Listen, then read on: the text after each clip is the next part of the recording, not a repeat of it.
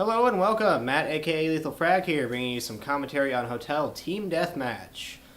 Finally got together a good game of Team Deathmatch to show you guys. Been playing mostly Dominations for the many reasons stated in my previous Domination commentaries. Playing with @Monsterdamus here, one of my good followers on Twitter. I think he's probably one of my top mentioners. We talk about Black Ops all the time, which is awesome. Always love chatting game with my fans. Always feel free to ask me questions. I almost always respond to mentions unless I'm so busy I just simply cannot, which is not very often. So for this class setup, I have a Silence Galil, Ghost, Sleight of Hand Pro, and Ninja. Just recently picked up a set of PX21 Turtle Beach headset, and it's pretty awesome. Starting to hear stuff I usually don't. It's kind of funny, I usually don't even play with the sound on very high. Check out this angle right here, this is sweet. It's a great way to get people sniping in the window there. Just look right over the bush hopping up in there. Granted, you don't want to stay there for long because it's this side's pretty high action. Had quite a bit of success on this side, just kind of peeking back and forth there. It's pretty easy to get people that way. So I don't usually use Ghost. I'm not a big fan of it. I don't really think you need it to be good. A lot of people swear by it. I think you can do just as well without it if you're good at reading the minimap. However, on new maps I really like to use it because everybody is looking directly at the minimap when they call in a spy plane because they have no idea where people are going. So they really live and die by the minimap. So Ghost is really to your advantage on newer maps, in my opinion. I'm just loving the live capture to actually show you guys what I got my napalm strikes. Been having pretty good success with napalm strikes on this map especially. I'm usually getting at least a kill, sometimes two. Napalm strikes are definitely one of those things that you gotta use a bunch to get good with it. A lot of people are like, oh, I can't get kills with my napalm. And well, neither could I. On my original account for PlayStation, not even the LethalFrag one, I think I was at like only like half a kill per napalm strike over 20,000 kills. I think I called in a couple hundred napalm strikes and just was doing really crappy with it. But it just takes practice, and then you figure out where people are most likely to be. Had a pretty interesting game here. The previous games I played on Hotel and Team Deathmatch were just super low scoring for me just because everybody was camping so hard. It was really annoying. Which is kind of the reason I went to go play Domination, which is a little more fun but can also be pretty brutal on this map. This little bar area is kind of scary because there's two ways that go up to it, and that claymore I put there was not a very good claymore, but hey, can't win them all.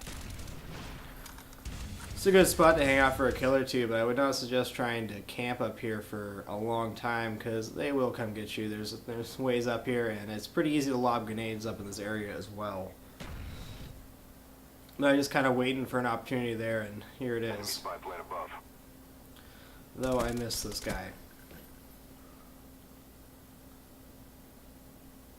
And they just call it a spy plane here. I got Ghost on, so I'm feeling pretty confident, and just went up here.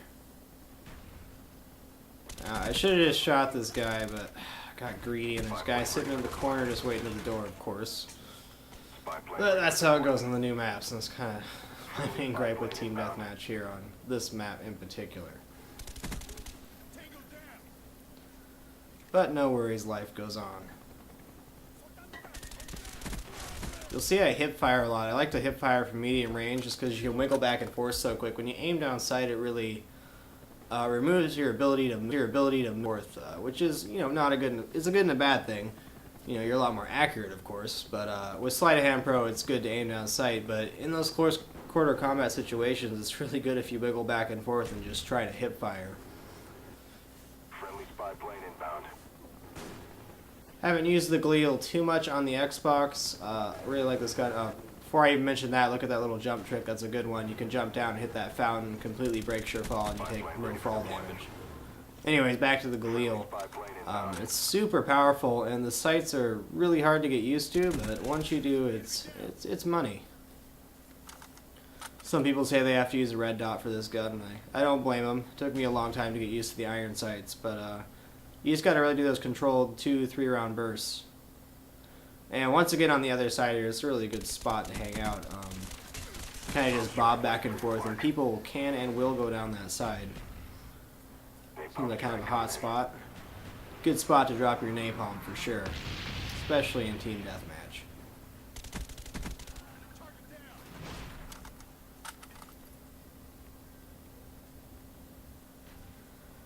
I could have swore there was an enemy that went up there, so I went to go chase this guy.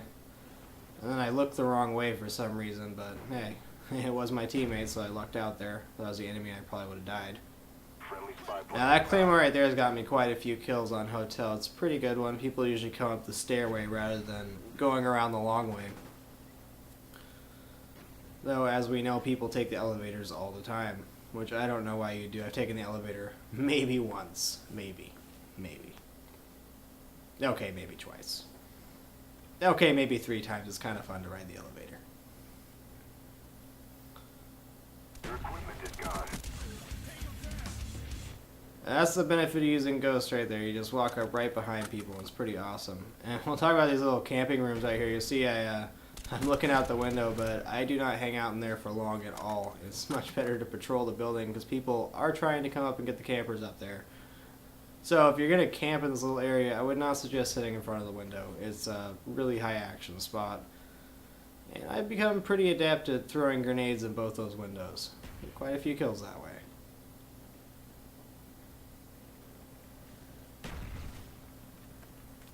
Once again, I'm staying to the left side of this room because I don't really want to give up my line of sight to the other window or all the other areas you can be shot there. And once again, that jump trick is awesome for getting out of there. If you need to bail, that's definitely the way to do it out of that room. You can see the window right there, and of course I get shanked. And I was wondering why I couldn't find anybody to kill. It's because other people rage quit on the other team. Go figure. So the people that join back up are actually a little better than the other people. Probably actually help their team out more that they quit. The pretty sweet kill. I hit sweet kill. I hit to the guy. I'll take that any day.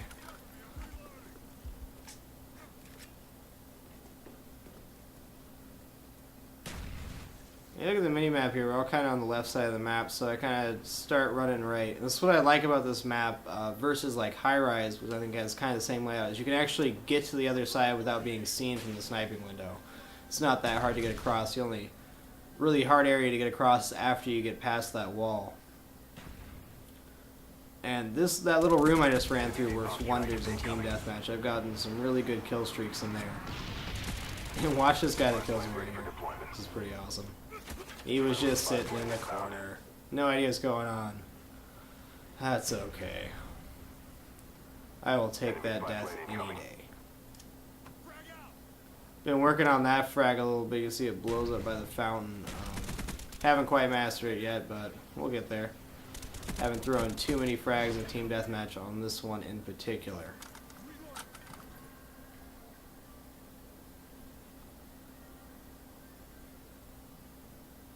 Oh, this is beauty. I'm just watching the mini-map right here. That's all I'm doing. Watching the mini-map. I know if I sit in this corner, I'm going to get a bunch of kills because they're all coming down that right side.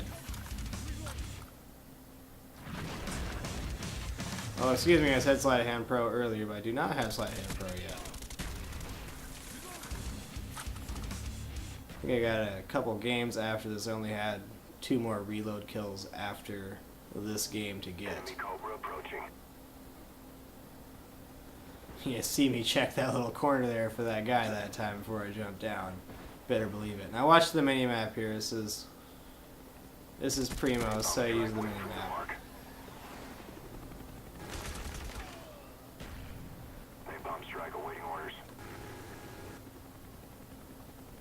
As a blind napalm, I just guessed it off where my teammates are, and that's what using the mini-map's about. Especially when you're calling in napalms, you want to drop at the opposite side of where your teammates are, and really try to lead where the enemy was. I missed with that one, but I still think that was the right placement for the napalm strike. And here I got a little bit greedy and get stabbed in the back. I should have just let that guy go since I knew he knew where I was. I should have just let that kill go, turned around, and I would have got the guy that would have stabbed me.